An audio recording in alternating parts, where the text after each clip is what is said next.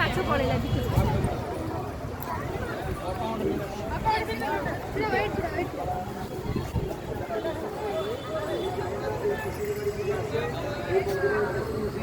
যে বৈশাখ মাসে যে অক্ষী তৃতীয়া হয় এইখানে ঠাকুর এইখানে আসে 21 দিন মহাপুর নৌকা থেকে এইখানে ঘুরে আর সেই দিনে রথের কাজ শুরু হয়।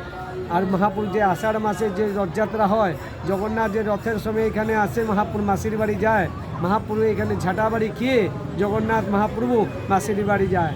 আর জগন্নাথ মহাপ্রভু 21 দিন মহাপুর 15 দিন জগন্নাথকে জ্বর হয়, জ্বরের পরে জগন্নাথ মহাপুর রথযাত্রা হয়। সেই রথের দিনে মহাপুর পিসির বাড়ি গেলে ঝাঁটা বাড়ি খাবে, মাসির বাড়ি গেলে বিদুরে খুদ খাবে, বড় মন্দিরে গেলে আমানি জল পাবে। হাত জোরে নমস্কার করো, কুন্তি দেবী বলে প্রণাম করো, যা হাত পাতো এইদিকে হাত পাতো।